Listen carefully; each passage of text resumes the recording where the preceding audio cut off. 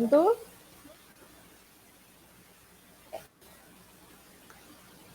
Boa noite. Boa noite. A gente está aqui nesse papo que estava aí agendado, né? Já faz um tempinho. A gente vai esperar um pouquinho para o pessoal ir entrando. O pessoal está chegando devagarzinho. Estão aí colocando boa noite. Andréa Marrúbio, Sabrina Barbosa, Débora Juvencio, Carmen, a Shirley. Então já tem uma turminha aí para falar com a gente sobre letramento. A Tati. E está só aumentando aí a turma. Sejam muito bem-vindos. Boa noite, Sheila, seu Mari. Vamos acolhendo o pessoal, né, que está chegando. E aí a gente dá uns 2 minutinhos e a gente começa as reflexões. Quem está chegando também, se já quiser deixar alguma pergunta, alguma questão para a gente estar conversando. É com bastante entusiasmo, eu acho que essa é a palavra certa, não sei, Eliane, Andréia, né, que tão generosamente aceitaram aí esse convite. Andréia, que foi uma das redatoras da base, que é uma militante aí da educação infantil, apaixonada pela educação infantil, e que encanta a gente nas suas narrativas. Obrigada. Eliane, parceira, redatora lá do Currículo Paulista. A gente não desiste nunca, né, Eliane? Não, nuquinha. A gente acredita muito na educação infantil. E a gente está aqui hoje para refletir sobre letramento. E eu queria trazer essa frase que vocês estão vendo aí, projetada. É uma fala, até comentei com a Andréia nos bastidores, que é uma fala que mexeu bastante comigo nessa quarta-feira, que ela disse assim: o grande desafio da educação infantil é envolver as crianças em situações favoráveis ao que ela precisa, brincar e interagir. Aí eu fiquei em êxtase. Aprendizagens são maravilhosas consequências. Andréia, a palavra está aí inicialmente agora com você. Fala um pouquinho de tudo que está subscrito nas entrelinhas dessa reflexão tão profunda. Bom, antes de mais nada, muito obrigada pelo convite, de poder aí participar, né, de um momento tão especial. Está dando para ouvir? Está legal? Está legal. Então tá. E um momento tão especial, que é um momento de trocas de ideias, trocas de ideais, né? Falar da infância, seja no contexto do letramento, seja no contexto de outros contextos de aprendizagem, né? Para mim, particularmente, é assim, com grande satisfação. Eu acredito, sim, que essa condição, né, da infância, que é ser criança, ela precisa ser considerada imensamente, principalmente a criança como um sujeito ativo, um sujeito competente, né, um sujeito capaz de se expressar, de interagir, de brincar, né, em todos, né, vindos aí dentro de um âmbito social, né, que possa, aí, desde o começo da vida, essa criança ela entra, né, no caso, em instituições educacionais, já com um domínio imensurável, né, em todos os aspectos, físico, cognitivo, socioemocional. Então, trabalhar com a criança é você acreditar em sua competência, acreditar que todas as suas potencialidades elas vão ser realmente ampliadas a partir daquilo que é ofertado no ambiente que ela está inserida. Então, a criança ela vai aprender muito, sim, né? A partir dos seus relacionamentos, a partir das vivências, né, que ela vai poder ali estabelecer relações, que ela vai poder interagir não apenas com as coisas, os objetos ali de conhecimento, mas principalmente com os seus pares, né? Então, quando nós falamos hoje aqui com essa temática do letramento, nós precisamos enxergar o letramento como um processo, né? Então, muitas vezes, nós nos deparamos com algumas discussões relacionadas aí com a temática oralidade e escrita, que acaba perdendo algo importantíssimo na infância, que são essas experiências. Quer dizer, aquilo que a criança realmente vai viver com significado, aquilo que a criança vai, a partir de todo um processo de contato com o mundo da leitura, da escrita e tudo mais, ela vai poder estar aí nesse processo de construção da oralidade da escrita. Então, o letramento é, sim, um importante, vamos colocar assim, meio, né? Até mesmo, eu digo, uma consciência, uma intencionalidade do professor para que ele possa realmente favorecer uma aprendizagem significativa, né? Então, a criança, dentro de uma escola, ela pode, com certeza, encontrar tesouros, né, que vai encantar e que vai, sim, favorecer, né, usar, por exemplo, a escrita numa brincadeira de médico, de escritório, brincar de supermercado, né? Então, no brincar, né, em situações tão simples, mas tão ricas, tão potencialmente recheada, né, vindas assim realmente de possibilidades de aprendizagem. Então, falar que a aprendizagem ela vem, sim, como uma consequência, significa do meio que essa criança está vivendo, né? Quais são as possibilidades que o meio está ofertando àquela criança que possa, sim, trazer práticas reais, por exemplo, de leitura, de escrita, nos diversos gêneros literários, né? Livros, revistas, jornais, bulas, remédios, embalagens, né? Os gêneros literários, né? Que tipo de gênero que eu estou trabalhando, mesmo hoje, numa situação de distanciamento, quais são os gêneros literários que nós estamos orientando, indicando, trabalhando nos vídeos, que os professores tão maravilhosamente estão preparando para as suas crianças, para os seus alunos, qual a diversidade, qual a riqueza do material, ou mesmo das orientações que nós estamos encaminhando.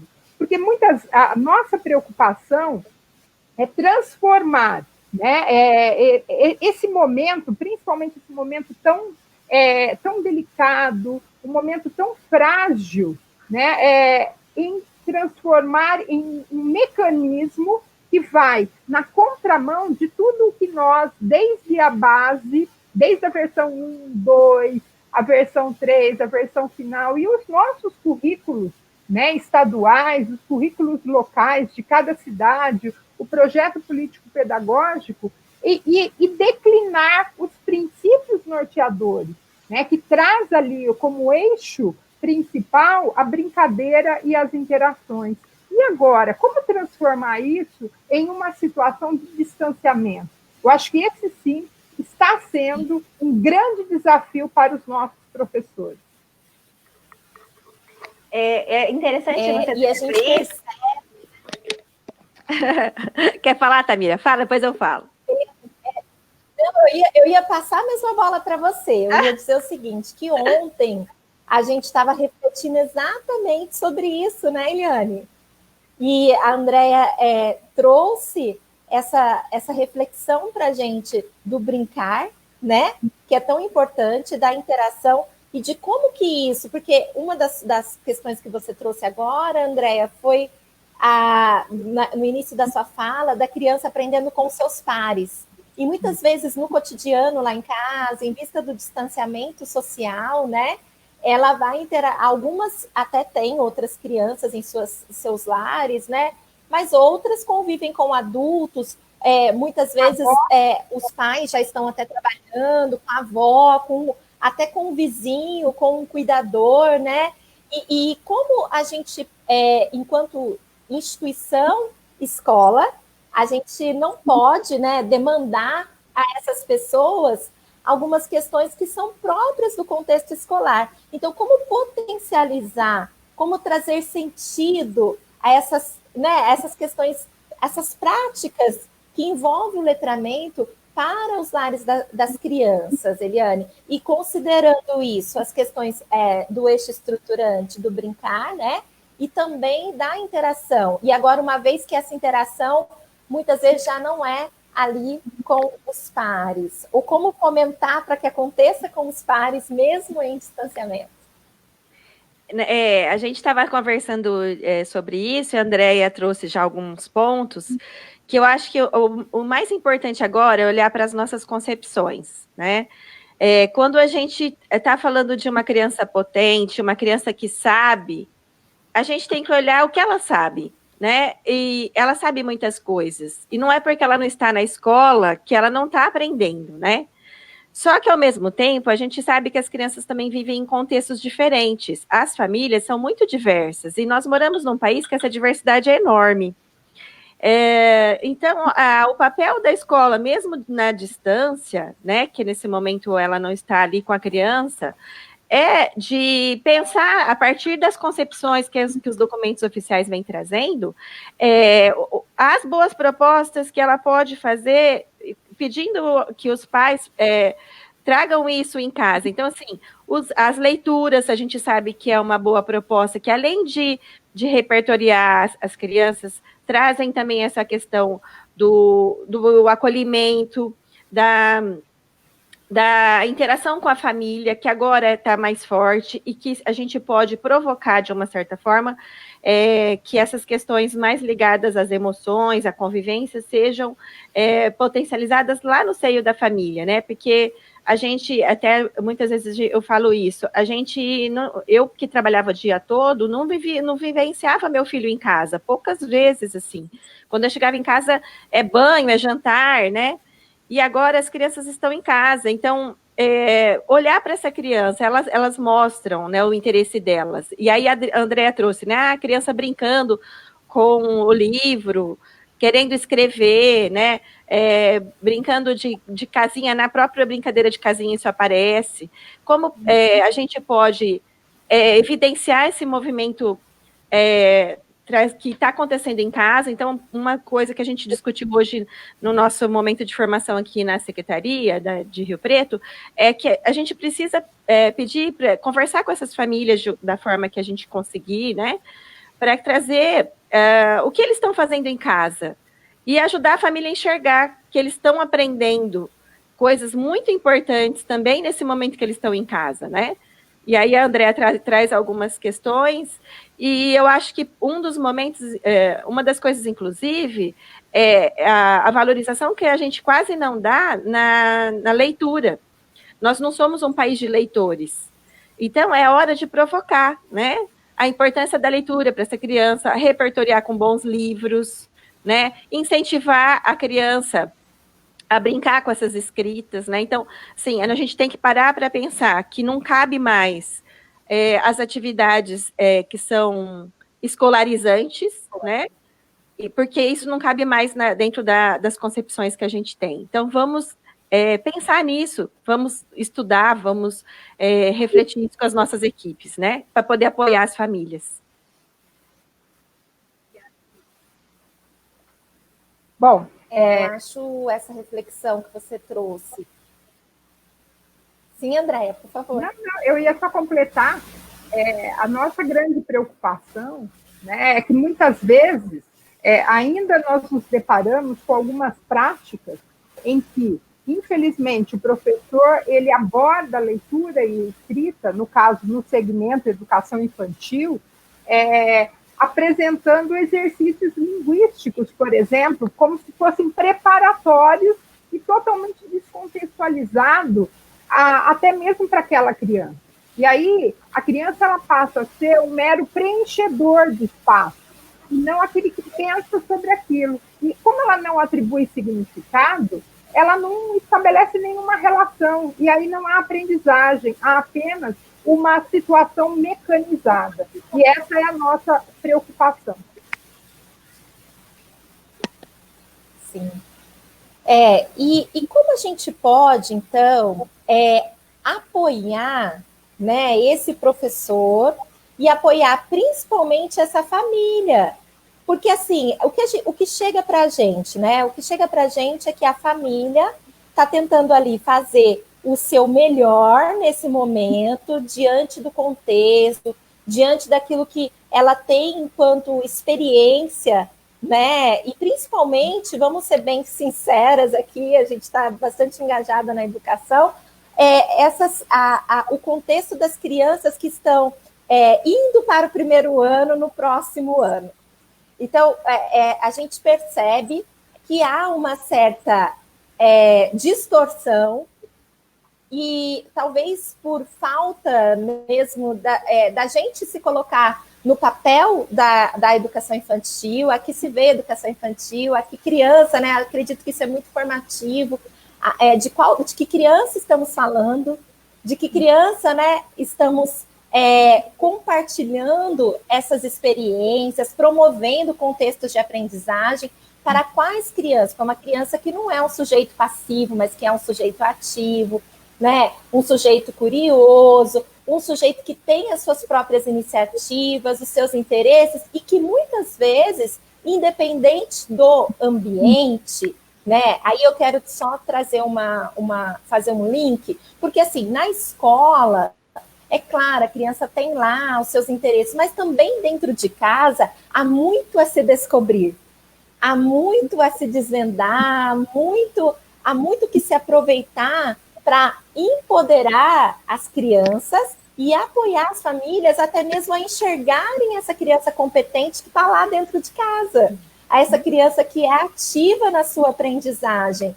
E eu observo, né, algumas propostas que a gente tem observado, muita gente manda mensagem, manda perguntas, e às vezes uma atividade estática, numa folha impressa, a gente até trouxe isso no currículo, fizemos questão de deixar isso bem registrado lá, uma folha impressa, uma proposta que não engaje, que não dê à criança essa oportunidade de ser ativa, de refletir sobre o que ela está fazendo, de ter ali a sua ação, não permite com que a família enxergue essa genialidade das crianças e fica até sem saber como apoiar. Então, o que a gente vê é elas tentando fazer,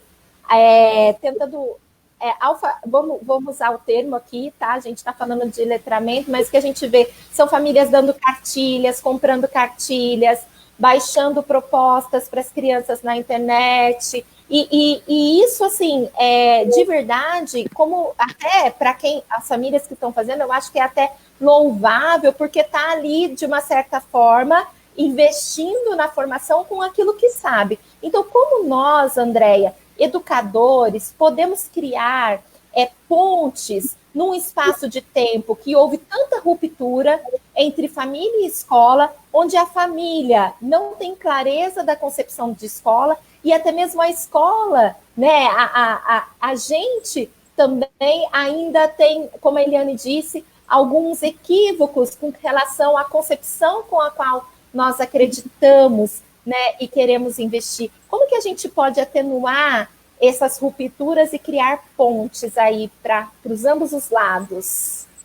Eu gosto sempre de frisar que, ao trabalhar com criança, mesmo a mãe lá, a tia, a avó, tem duas grandes, vamos colocar assim, dois conceitos, não apenas palavras, que são muito importantes. A primeira, que é a inspiração. Como que eu inspiro o meu aluno? Quer dizer, eu preciso inspirá-lo, eu preciso afetá-lo a querer fazer aquilo. Então, muitas vezes nós nos deparamos com algumas práticas que, ao invés da criança ficar inspirada em querer escrever, em querer conhecer o mundo letrado, em querer realmente explorar, né, os gêneros literários acabam sendo práticas que provocam a repulsa da criança. Então, aí, a outra palavra é o encantamento. É a forma como você encanta a criança, né? Como você traz a criança, como você também afeta a criança a querer ter essas aprendizagens, né? Então, realmente, concordo com você que nós vivemos aí num país, né, o Brasil, e dentro desse Brasil tem muitos Brasis, né? E dentro desse país gigantesco, né, uma diversidade cultural, uma diversidade social imensurável, o quanto é bastante complicado a gente apontar estratégias únicas, né? Mas eu acho que existe algo que é sumariamente universal, que é a linguagem do brincar, né? Então, quando você oferece para a criança ela brincar de ler, brincar de escrever, né? Que é nessa interação até mesmo com a cultura letrada, né? Com interlocutores até mesmo letrados, mas o pai não é. O pai ele tem muito pouco contato, em casa não tem um livro, né? Como que eu vou fazer? Né? Então, a partir dessa realidade é que nós precisamos começar a repensar o que a escola hoje, até mesmo nessa situação tão vulnerável que nós estamos vivendo, tão singular, né? Tão assim, inédita para todo mundo, nós precisamos, sim, estar, em vez de encaminhar atividades, precisamos muito mais tentar acolher essa família com a ideia de algumas orientações, né? A importância do pai, da mãe, sentar ao lado do filho, vamos brincar de casinha, porque quando a gente brinca de casinha, a gente tem que arrumar as panelinhas, né? Então ela vai organizar as panelinhas e ela vai falar, olha, que panela que vai, que panela que eu vou usar, vamos fazer uma comida, vamos pegar uma receita para fazer um bolo, como é que faz? Então, práticas que o pai vai, muitas vezes, brincar junto o pai, a avó, e são práticas que vão encantar, são práticas simples, né? Simples, que podem, sim, inspirar a criança. Né? Mesmo ela plantar um feijão em casa, ela plantar uma muda de qualquer coisa, quando ela vai anotar todo o que aconteceu, se cresceu muito, se cresceu pouco, se murchou, se não murchou. Então, práticas de escrita, por exemplo, que vai, vamos mandar um bilhete, vamos escrever uma carta para a avó, para a tia. Então, práticas de escrita, práticas de leitura, que possa, sim, ampliar o horizonte das minhas crianças, tanto em gêneros discursivos, como também em gêneros literários, que possa, além do adulto ler histórias, mas que o adulto possa, nesse processo, ampliar. Né? Eu falo sempre ampliar os horizontes. Às vezes ficamos sempre nas mesmas coisas. Né? Será que a gente está levando um cordel para as crianças? Será que eu estou levando, por exemplo, em vez de levar hoje uma contação de história, por que não arrumo uma ópera infantil, como nós temos no YouTube, coisas maravilhosas? Né? Então, esse universo literário, esse universo da música, da cultura, né, possibilita, sim, a criança estar em contato com a vastidão cultural e todo esse contato, esse universo, eu acredito, sim, que traz o empoderamento da criança e a vontade de querer aprender. Aí vem como maravilhosa consequência. Quanto mais a criança estiver motivada e perceber a importância do uso social da escrita, do uso social da leitura, né, independente da condição social e cultural, econômica daquela família, ela pode, sim, se apoderar. O que nós precisamos evitar, sim, são esses exercícios mecanizados, que existe uma tendência muito maior da criança se repelir, porque não é significativo. Né? Então, o encantamento da brincadeira, com certeza, vai encantar, vai trazer a criança para esse universo do letramento. Com certeza, essa é a linguagem da criança, né? Tem algumas coisas que eu acho que nos ajudam a pensar, porque, assim, nós temos, então, como a gente estava conversando, famílias que não são letradas, né, no sentido de não ter passado por esse processo, ter um distanciamento da leitura, né, não ter, assim, não ter muitos livros em casa, porque isso não teve significado para essa família, né? Então, a gente vê muito... essas famílias acabam escolhendo outros caminhos. E aí isso acho que aponta para a gente olhar agora para o que a gente está vivendo hoje. Será que, como escola, a gente está trazendo esse olhar para as famílias, conversando com as famílias sobre isso? O que será que fez essa família desistir, né, do que tinha ali na escola? Por que será que isso perdeu significado? E aí ela não tem essa prática de ler, por exemplo, com seu filho, ou de brincar, né, com histórias, de fazer algum tipo de leitura, de escrever, né? Por que será? Então, assim, conversando com pessoas que desistiram, né, a gente às vezes conversa, é porque a escola não tinha significado. E a gente não pode repetir isso, né? E agora, com a questão do distanciamento, a gente precisa se esforçar ainda mais para ter essa conversa com as famílias e dar esses boas referências, né? Então, trazer esses materiais que são ricos, como a Andrea lembrou, cordel, boas músicas, né? Porque, geralmente, o repertório das famílias, e isso a gente consegue avaliar se a gente fizer uma conversa próxima a elas, muitas vezes eles repertório é um repertório muito reduzido. E o papel da escola, quando a gente olha para o currículo da educação infantil, ou a gente olha para a base desse conceito de currículo e de escola, é ampliar essas referências. E não é porque a gente está distante, né, fisicamente, que a gente não pode fazer isso. Então, nós precisamos nos alimentar de bons livros, de boa música, de arte, para a gente conseguir também repertoriar essas famílias e pedir o apoio delas. Olha que bacana, a professora contar uma boa história, que é uma forma dela também trazer um bom modelo assim, de pessoa que lê para alguém, né? E isso a gente vai fazendo um caminho que vai enriquecendo tanto a família quanto a criança. Isso é muito importante.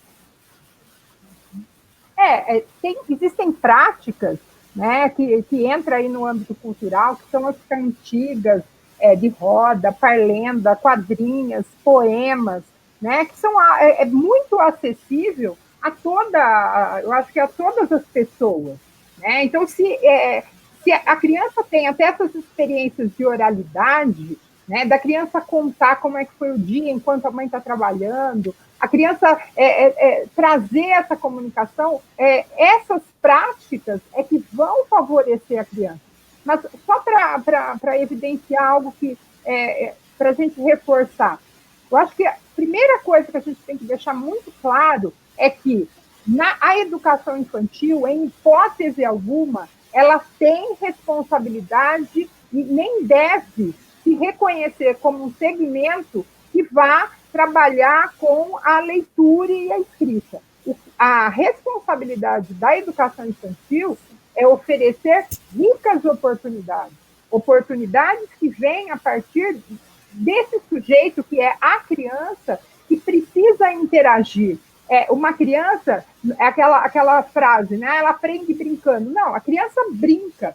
E ela brinca, então o fato dela brincar, o olhar de aprendizagem é do professor. Hoje, na nossa realidade, a mãe não está vendo, aí a mãe entra em pânico. A minha criança não vai para o primeiro ano sabendo escrever, né? Então a gente compreende a mãe, porque o olhar, a sensibilidade pedagógica não é da mãe, é do professor, né? Então, o quanto é importante que os pais eles tenham ciência que essas orientações que a escola muitas vezes encaminha, de brincar com parlendas, com brincadeiras, de ler jornal, de ler revista, não são meras brincar por brincar, que essas experiências elas estarão, sim, refletindo no processo de construção da oralidade da escrita, que a educação infantil ela não pode, em hipótese alguma, ter como meta alfabetizar, mas ela tem, sim, como responsabilidade respeitar a característica da criança, que é viver ricas experiências, a necessidade da criança em realmente interagir com uma infinidade aí de oportunidades voltada aí para linguagem oral e escrita.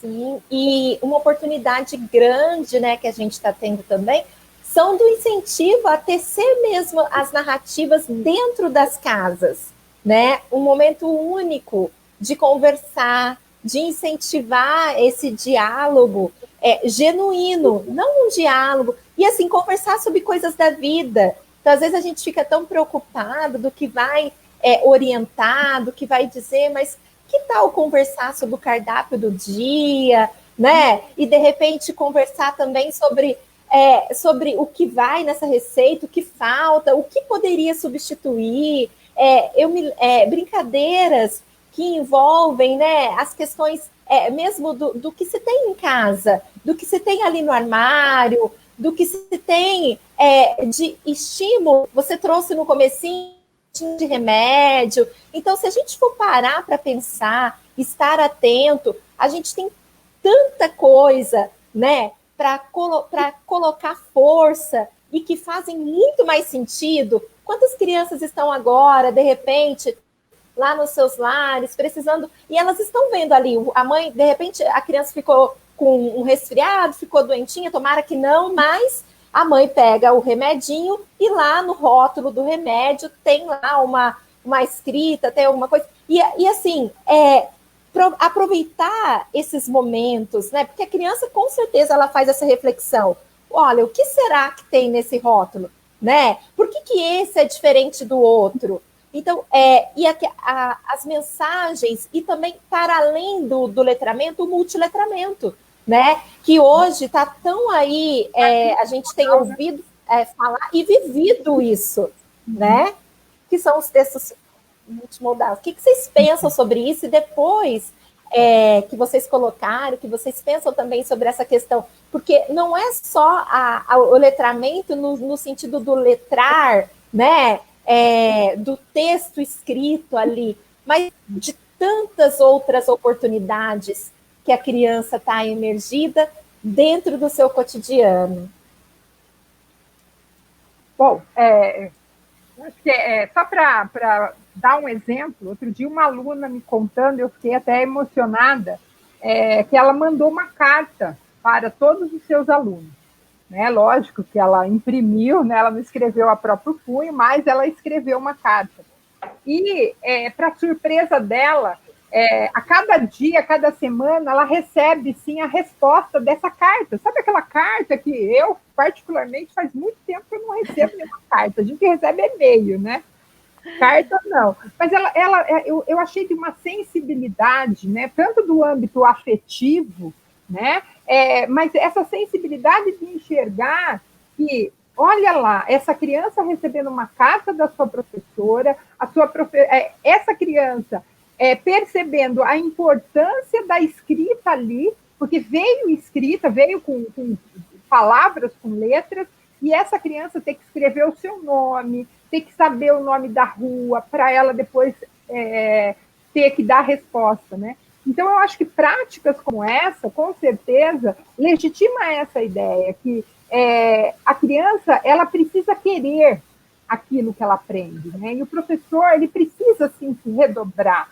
Né? Hoje, muito mais está no colo da família. Né? Ajudar a criança, criar estratégias para que a criança queira aprender aquilo que ela tem que aprender. Né? Então, eu acho que essa é a essência da educação. Né, que o aluno realmente tenha prazer, né, que ela seja realmente um aprendiz verdadeiro, e não aquele aprendiz de fachada que vai preencher espaços em branco. Que tenha significado, né? Que afete, né? A experiência é aquilo que nos afeta. Então, que afete, né? Eu lembro da carteirinha da biblioteca. Eu adorava ter a carteirinha da biblioteca, quando ela enchia, eu achava o máximo. Né? E aí, será que a minha criança tem uma carteirinha da biblioteca? Né? Será que ela pode trocar livros com os amigos? Então, criar situações para que a criança entre nesse mundo, né? Mesmo nesse isolamento, nessa condição remota, né? Muitas vezes, à distância, que seja aí rica em oportunidades.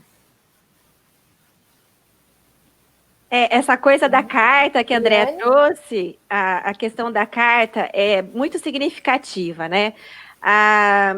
Nós temos também vários professores trabalhando com a carta aqui no município, e a resposta das crianças para esse tipo de interação, e aí a gente está falando de um dos eixos aí do currículo, que é a interação, e é uma forma de brincar com a criança, porque para ela é uma forma de linguagem que as coisas não se dissociam para ela, né? Agora é brincadeira, agora é leitura, agora é escrita. Isso não acontece na cabeça da criança, né? É a gente que faz essa divisão, isso não é produtivo, né? A gente precisa até repensar isso. E a cartinha tem muito do afetivo. Olha como tem essa coisa do prazer.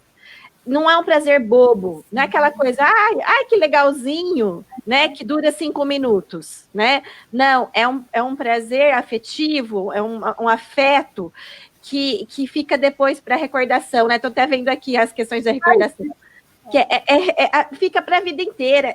Eu recebi, o fim da semana passada, acho que foi, uma aluna minha, olha, eu já tenho 27 anos de profissão.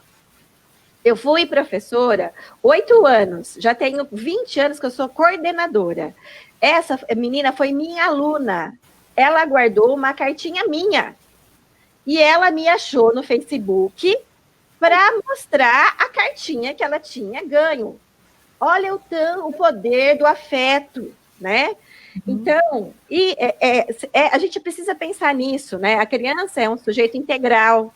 Não podemos separar a cabeça do corpo, a cabeça do sentimento. E quanto mais a aprendizagem for integral, mais ela vai afetar a criança de verdade, né? Então, eu vi aí algumas pessoas falando sobre as práticas de ficar pintando letras, né? Copiando letras, né? A gente precisa entender que isso não cabe mais.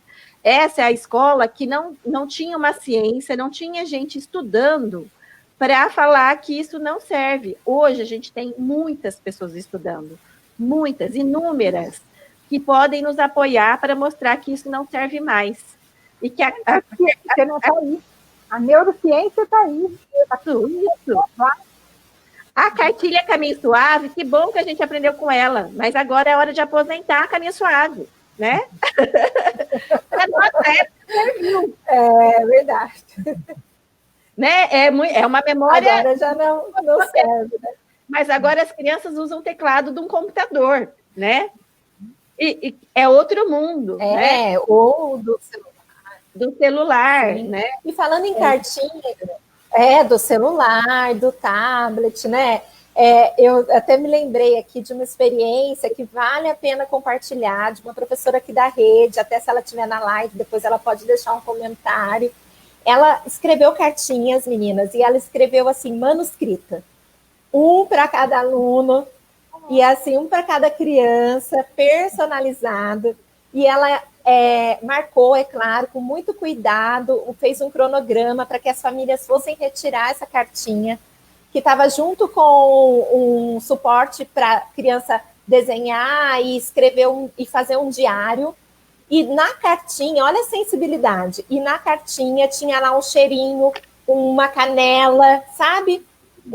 Então, assim, são detalhes que criam memórias afetivas muito positivas. E não parou aí, né? Para inspirar a escrita desse diário, né? Que pode ser uma coisa tão simples, ela fez lá um vídeo contando como foi o dia, sabe assim, como se ela estivesse vivendo um dia e narrando como um diário, e logo assim as famílias começaram a devolver, né, muito positivamente, as crianças ali desenhando, cada uma registrando conforme o seu desejo, a sua iniciativa, aquilo que estava, e participando, né? E participando como protagonista. Eu achei muito inspirador essa iniciativa da professora. É uma professora, assim, realmente muito sensível, né? Então, vocês falando, até escrevi aí, né, o poder do afeto, coloquei no banner, porque eu penso que tem que ter significado. E quando tem afeto, realmente cria-se uma sinergia ali que modifica a nossa condição de resposta. A gente se torna muito mais responsivo. Só para ilustrar, o meu filho, quando ele aprendeu a ler, né, a escrever, ele aprendeu porque ele sentiu ele é caçula de 3, os irmãos com diferença de 7 anos, então ele tinha 4 e queria jogar os mesmos jogos dos irmãos, né? E ele não conseguia identificar os comandos do videogame. E os irmãos nem sempre tinham boa vontade para dizer. Então, naquele desejo, naquela necessidade, ele foi se despertando ali, foi tendo sentido naquilo, e ele, no pré-1, que a gente chama, ele já lia, né? Ele já lia, e aí ele começou a ler histórias e pegava livros, assim, até livros do irmão. Então, quando a criança entende e percebe também, então, acho que também afetá-la com sentido, com o para quê, né? Para que ela encontre sentido, encontre necessidade, tenha desejo, as coisas fluem muito diferente e com leveza. E aí a gente tem menos risco de receber relatos, de repente, de mães que fazem as propostas, porém os filhos às vezes choram para fazer, e não é esse o objetivo das atividades que estão sendo promovidas não presencialmente. Ao contrário, né? É de um apoio, é de trazer à memória essa questão do contexto até mesmo da escola, é de minimizar esse distanciamento, porém não de causar um desconforto. Tem uma pessoa que deixou uma pergunta e eu queria assim lançar para vocês, né? Eu estou vendo aqui várias perguntas, mas ela faz uma pergunta bem direta. Deixa eu só pegar aqui o comentário dela, porque ela pergunta sobre os textos aqui. Deixa eu pegar aqui. Ó, é a Marili Lenze. Vai ser reproduzido aí para vocês, e vocês podem me ajudar nessa reflexão. Olha o que ela diz.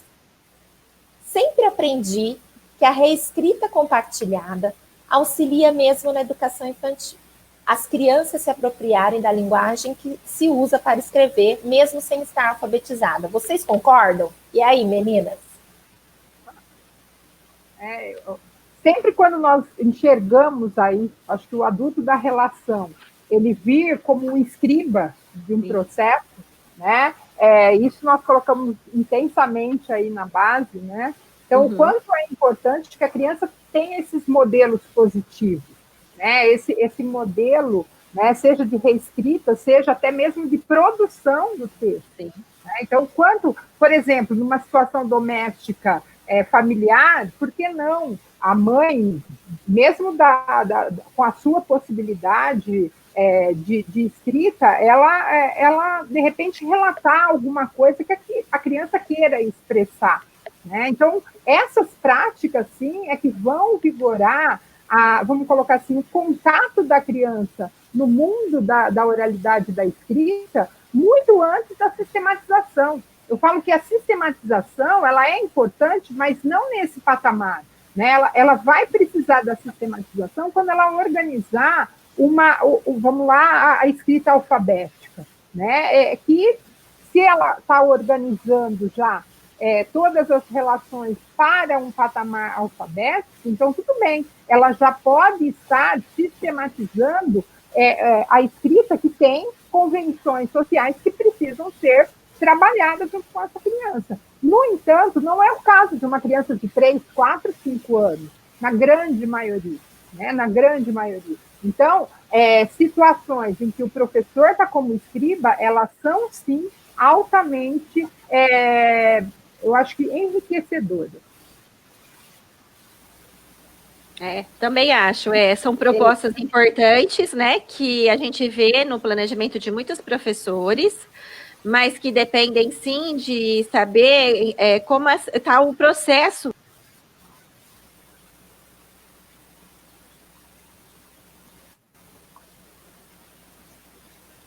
Perdeu? Acho que cortou, Eliane.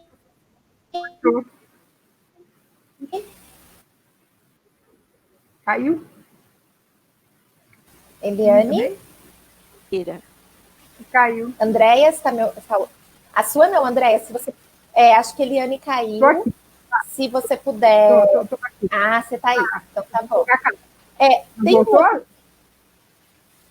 Ainda não voltou. Ela não. Esse horário... Eu estou tentando, né? Aqui, acho que daqui a pouco...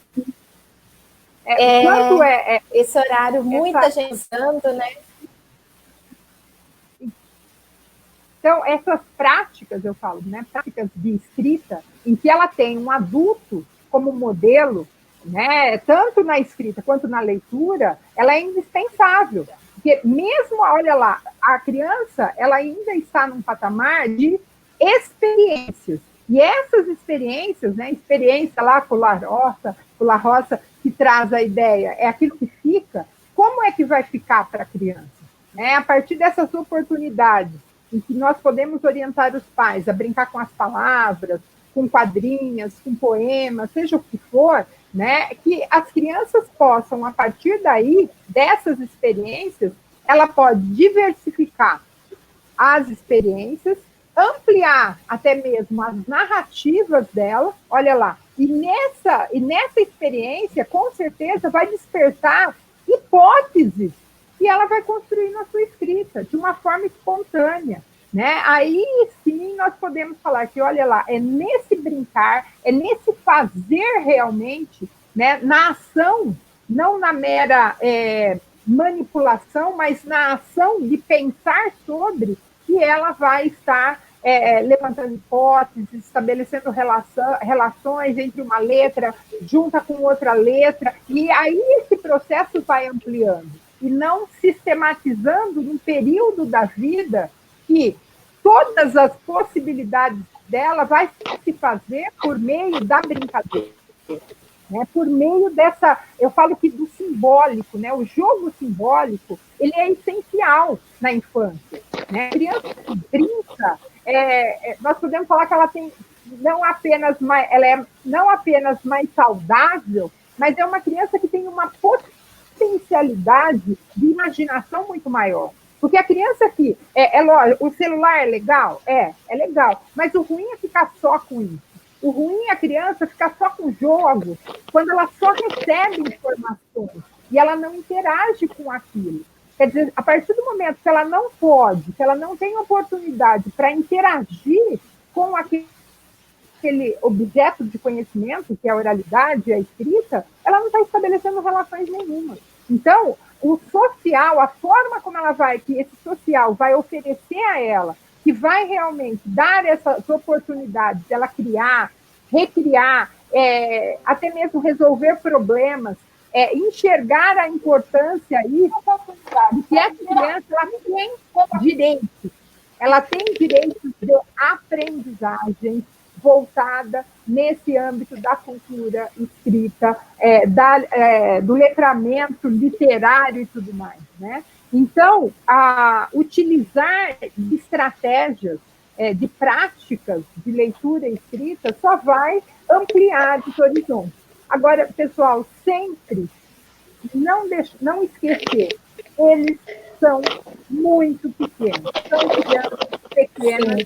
crianças não pequenas de tamanho, mas pequenos de experiências. Então, por isso que eu preciso ampliar as suas experiências e não funilar as experiências.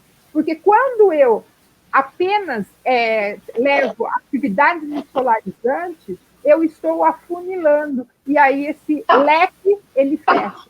Se ele fecha, ele se condiciona a nada. Por exemplo, o desenho, uma prática da infância muito recorrente, muito tranquila. Uma das coisas que eu me preocupo muito é quando o professor ele pega um desenho da criança, tem um mousepad aqui, o que você desenhou aqui? O que você desenhou aqui? Aí o professor ele quer fazer o desenho da criança, uma representação mental, ele quer colocar legenda. Quer dizer, ele já está emitindo uma informação, né? Comunicação não é aquilo que eu falo, mas aquilo que o outro entende. Eu estou falando para o meu aluno que o que ele faz não dá para entender, tem que ter legenda. Começa por aí. Então, afetivamente, eu já atrapalhei o time de campo.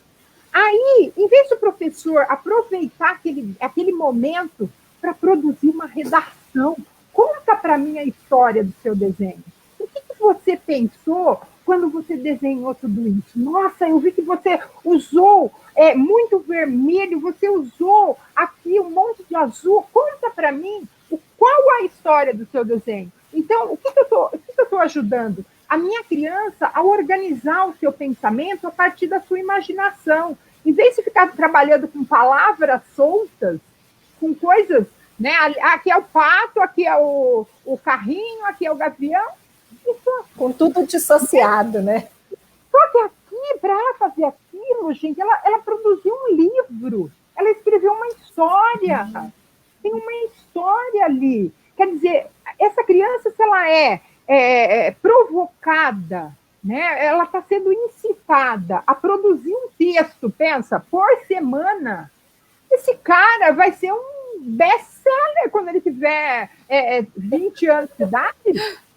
Né? Então, cada semana ele escreve um livro. Isso se for um por semana. Né? Então, ajudar os professores, os pais a pensar nisso. Seu filho desenhou, pede para ele contar a história do desenho. Senta aqui, conta para mim o que você pensou. Né? Ele não faz isso, então faz o contrário. Né? Faça uma prática inversa. Antes de você desenhar hoje, você vai contar uma história e depois você vai desenhar. Né? Então, usar estratégias em que a oralidade vem aliado com a imaginação. Né? Então, por exemplo, infelizmente, aqui na Unicamp, nós tivemos assim, uma decepção muito grande nos últimos vestibulares, a pobreza das redações eram intensas, foi preocupante. Precisou baixar o critério de correção, porque senão ia ter N recursos. Então, isso significa o quê? O pessoal não tá produzindo, não está imaginando. E essa imaginação flui quando? Nesse período notável que é a infância. Então, como é que nós estamos trabalhando com a imaginação? Qual a possibilidade que nós estamos oferecendo para a criança brincar de graminha, de fazer comidinha, de fazer roupinha, o menino brincar? Porque hoje nós não temos quase quintais nas casas, não tem árvore para subir. Né? E essa falta até do movimento, como a Eliane colocou, a criança é corpo, a criança é vida, ela precisa de movimento, ela precisa de espaço, ela precisa dessas experiências para ampliar a sua imaginação. As crianças ficam trancadas nos apartamentos de 45 metros quadrados, né? Cada vez mais apartamentos ou casas, né? Ali acondicionadas, assistindo televisão ou com o celular na mão. Eu falo que eu tenho saudades dos últimos tempos, tem um monte de aluna minha aqui. Eu vi falando, que saudade que eu tenho de ir em restaurante e encontrar criança bagunçando nos restaurantes. Né? Que pena que as crianças não estão brincando. Que pena. Sim. É bem contagiante, assim, e é uma verdade, né? Isso que você trouxe, das crianças não estarem brincando. E, Andréia, eu não poderia, assim, perder a oportunidade, que acho que você já entrou aí numa questão, e é muito comum, Andréia, e aí eu vou pedir mais uma vez aí a sua generosidade em compartilhar conosco, porque assim, está sendo muito comum, acho que a Eliane deve concordar, como posso dizer, um entendimento equivocado com relação ao campo de experiência, né, ao trabalho com os campos de experiência. E especialmente, vamos falar aí e você já trouxe muitos elementos disso quando você fez essa última colocação, né, com relação à escuta, fala, pensamento, imaginação, e na sua fala a gente consegue perceber como que tudo isso fica muito fluido, muito contínuo. E você pode, assim, então, nesse momento, contribuir com a gente como foi pensado não que a gente vá falar de campos de experiência, mas assim, especialmente no que diz respeito à escuta, fala, pensamento, imaginação, sabendo que ele não caminha sozinho, né? Mas falando um pouquinho aí do que está na essência, por favor. Não dá para falar realmente de toda... Vamos colocar o campo Sim. teórico que vai nos explicar e conceituar campos de experiência. Mas eu acho que a primeira coisa é o professor enxergar esse trabalho que vem aí, né, com a base, que vem de herança de Reggio Emilia, que vem de herança de High Scope, quer dizer, que são abordagens que traz que a criança ela não aprende de uma forma atomizada. E a aprendizagem, ela também não que na educação infantil nós não temos a interdisciplinaridade, e nós temos a inter-relação, que é diferente, porque não são disciplinas, então existe a inter-relação entre todos. Então não dá para falar de letramento é apenas escuta, fala, pensamento e imaginação. Né? Então o letramento ele vai estar acontecendo no corpo, gestos e movimento, escuta, vai falar de espaço, tempos, quantidades, vai falar de todos. Né? Então, a inter-relação, ela precisa ficar muito clara. É lógico, para efeitos didáticos, o professor elege alguns. Né? Nesse âmbito, acaba preponderando mais para o âmbito da escuta, fala, pensamento e imaginação. Mas eu não posso perder de vista que outros campos de experiências, eles dialogam entre si. E esse diálogo, ele vai se fazer pela sensibilidade pedagógica do professor, senão ele vai cair na ingenuidade de que agora é a hora da escuta, fala, pensamento e imaginação. Eu já me deparei com práticas, por exemplo, no planejamento do professor, cada dia um campo de experiência. Eu já peguei práticas, eu falei assim, mas da onde isso, pelo amor? Eu já peguei práticas de usar um professor para trabalhar, para cumprir um terço de hora, para cumprir lá a jogada da Secretaria de Educação, ele pega alguns professores para trabalhar corpos, gestos e movimento, traços, sons, cores e formas. Medonho as interpretações. Aí a gente fere toda a lógica, né? Todo o cuidado que se teve, como a forma que a criança aprende, tentando trazer isso, né, num arranjo curricular por meio dos campos de experiência. E é uma verdade mesmo, porque o que a gente, esses dias mesmo, recebi um relato de um município de outro estado, em que a semana é organizada e de modo que cada dia se tem um campo de experiência. Então, a gente vê que o quanto que ainda é árduo, né? Talvez isso fique de conversa para uma próxima live, se você aceitar, a gente vai ficar muito feliz. Tudo que é para ajudar a educação, a gente tem que fazer, gente. É a hora, eu falo que é a hora. Desse limão, nós temos que fazer uma deliciosa limonada. Porque está difícil. Eu brinco que a limonada que a gente tem que fazer é a limonada suíça, que é aquela mais gostosa, com leite condensado. Posso com açúcar, então tá bom.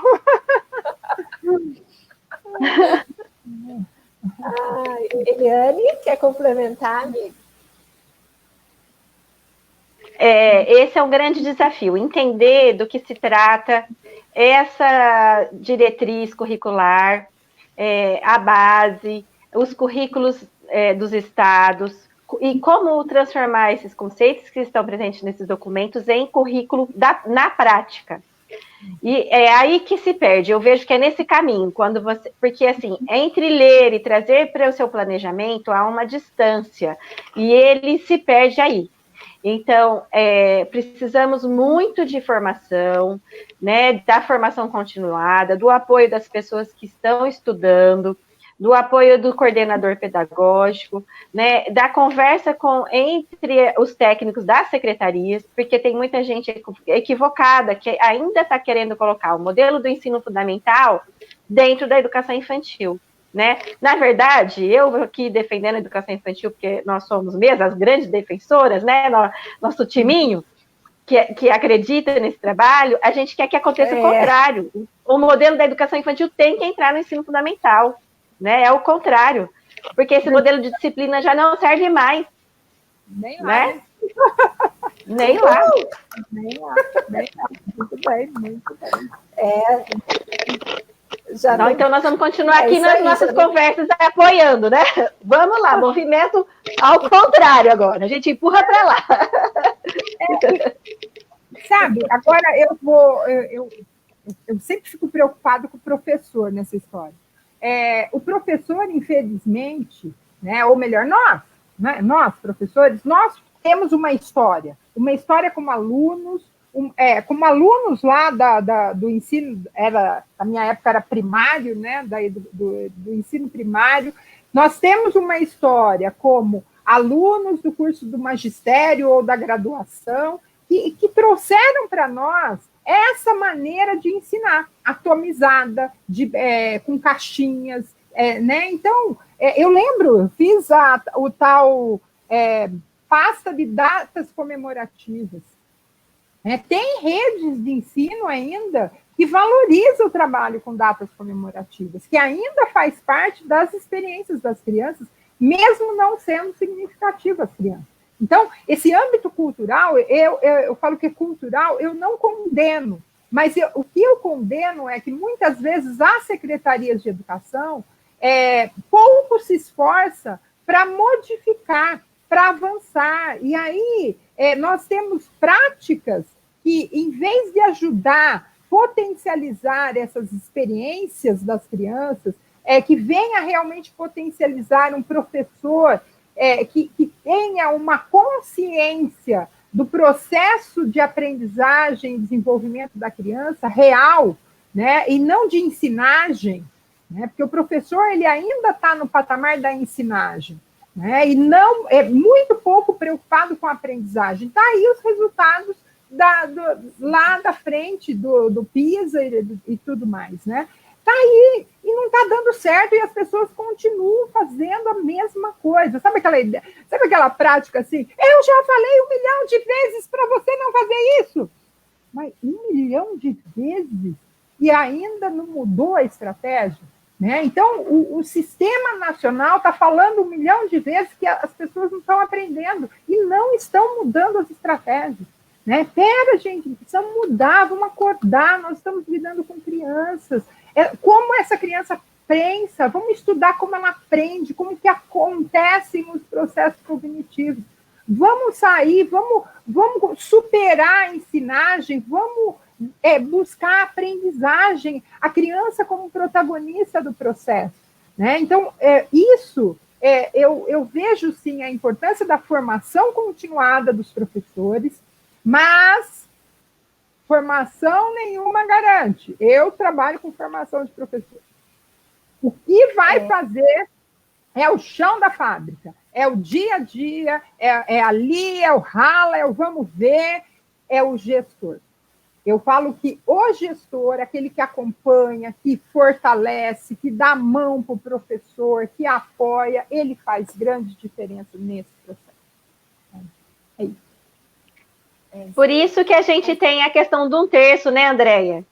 Sim. 1/3 da jornada do professor tem que servir para isso, para olhar para a prática de forma reflexiva. Isso é formação continuada. Né? Não é à toa que a palavra é continuada, porque a gente tem que fazer isso enquanto a gente estiver atuando. É para sempre, né? Isso mesmo. Muito importante. E para todos nós temos que estudar, senão a gente também não sabe o que dizer aqui, vem para uma live sem saber o que dizer, né? Que legal essa fala lá. Muitos, tem muita gente, mas não muda a prática. Porque não é fácil. Né? Eu falo que ninguém acorda diferente. Né? A não ser que você tenha aqueles dias de princesa, né? Que eu não. Que a gente vê a televisão, nem sei se é verdadeiro, né? Não acorda, raiar do sol, fazendo tudo. Né? Então, tem um texto da professora Constance Camus que ela nos consola. Ela fala assim, todo o processo de modificação de práticas, de concepções teóricas, vai pelo menos uns 4, 5 anos, né? Para que ele comece a entender. Aí, quando ele começa a entender, aí muda de novo. Então, nós estamos em constante. Né? Eu falo que ser educador tem duas coisas. Nada está pronto, nada está acabado. Estamos sempre reconstruindo ideias, reconstruindo ideais. E outra coisa importante, na minha profissão, eu falo sempre isso. Gente, tem algo que me fortalece, que é a palavra-chave do Paulo Freire, que é utopia. Um dia vai dar certo. Um dia vai dar certo. Eu acredito. O dia que eu deixar de acreditar, eu falo que eu largo tudo e vou vender produto de beleza. Tem uma coisa.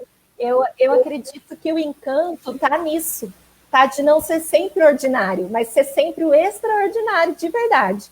Até a gente, quando está na sala, né? Eu fiquei muitos anos na sala de aula, agora que estou fazendo, compondo equipe técnica de secretaria, mas, assim, o chão da sala de aula sempre é uma novidade, e eu sempre dobrei período, então estar ali era muito gostoso, trabalhoso, sim, mas muito gostoso pelas descobertas que eu acho que eu tinha até mais do que as próprias crianças, de ver aquele mundo sendo desvendado.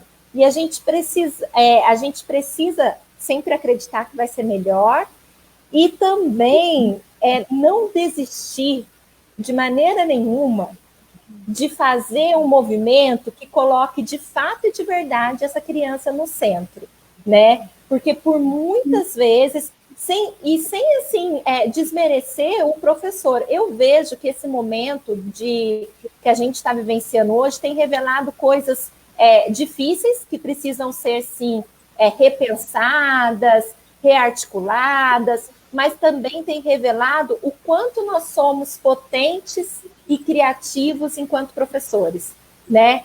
Quantos não tinham acesso, ou pelo menos afinidade, seja com mídia digital, quantos nunca tinham dado um telefonema para a família, quantos estão assim, né, saindo de si, se expondo, né, a situações tão novas, por conta da necessidade do momento. Então, às vezes a gente brinca que é trocar a roda do carro com o carro em movimento, mas é bacana esse movimento da educação, que nunca nos deixa, assim, acomodados. Tem vários comentários,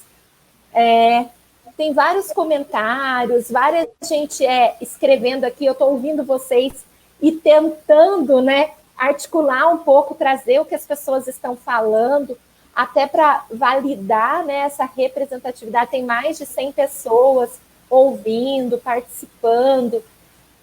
E eu queria, assim, que agora, já faz mais de 1 hora que a gente está aqui, né, e está aí no lar, na casa de cada um, que a gente fosse finalizando, deixando aí uma mensagem final importante, lembrando da nossa responsabilidade enquanto educadores nesse momento histórico que, se Deus quiser, vai passar logo. Tem que passar. Bom, eu deixei aqui até um trecho, né, para a gente fechar o nosso encontro de hoje. Tem alguém que eu admiro muito, eu falo esse alguém como se ele estivesse vivo, porque todas as suas poesias, eles estão vivas em todas as minhas produções, em todas as minhas formações. Que é um trecho da poesia do Manuel de Barros, que traz o menino que carregava água na peneira. Né? E eu acho que esse trecho que eu escolhi vai bem ao encontro, né? Desse nosso bate-papo, né? Que o quanto é possível, sim, afirmar que a escrita ela tem sempre uma função social, né? E a gente precisa consolidar isso em nossas práticas educativas e hoje nas orientações junto às famílias.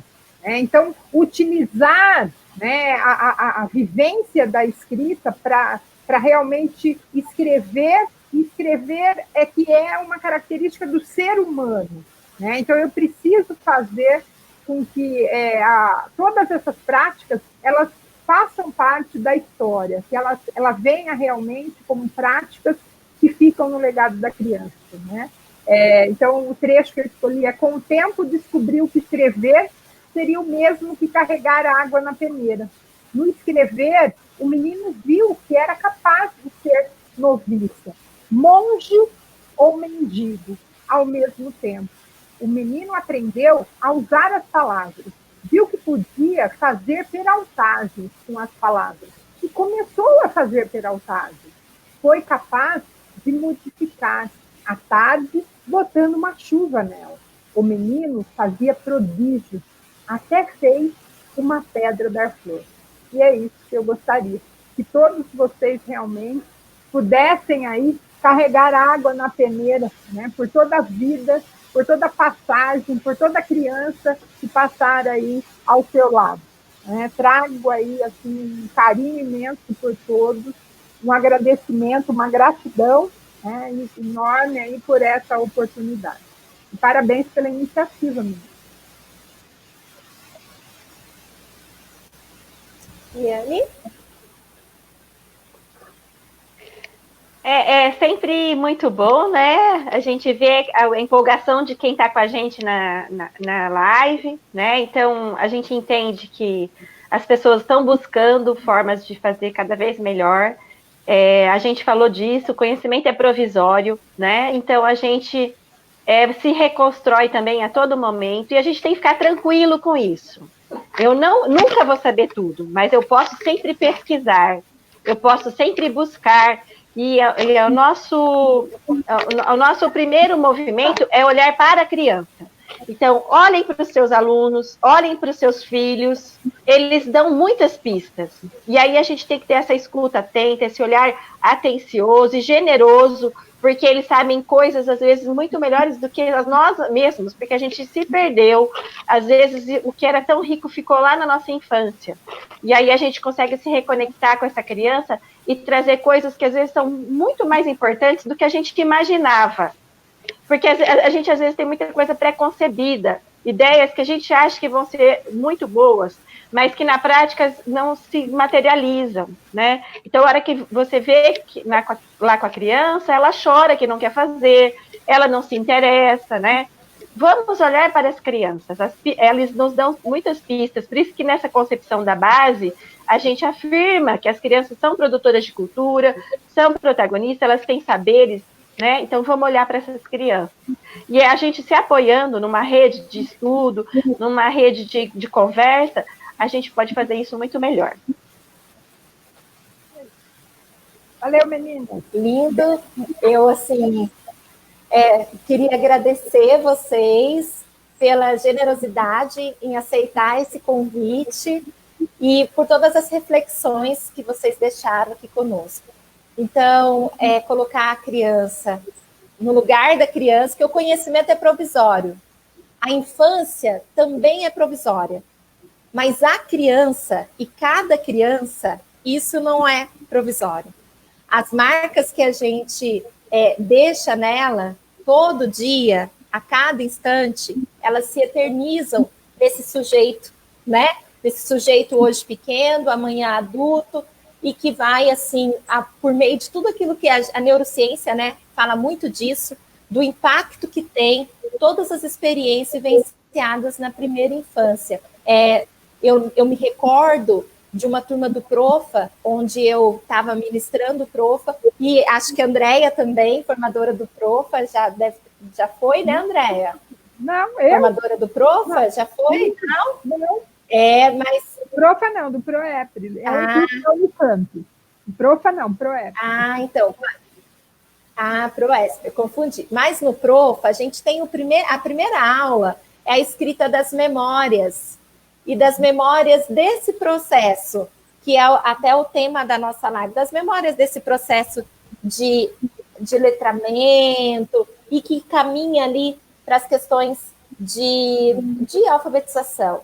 E tem memórias muito bonitas e tem memórias muito sofridas.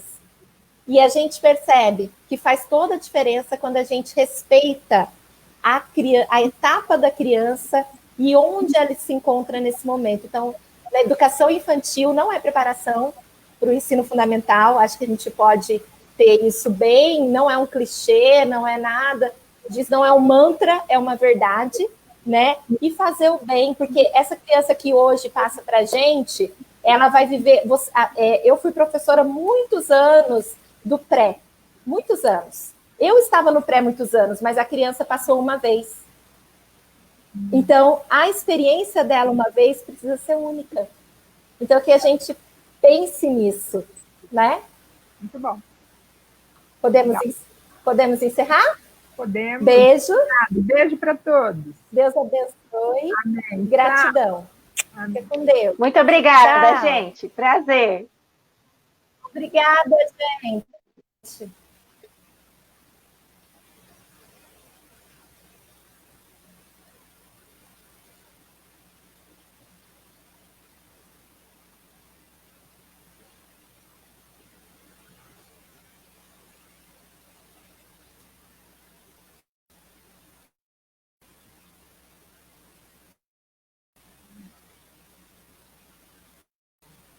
Uhum.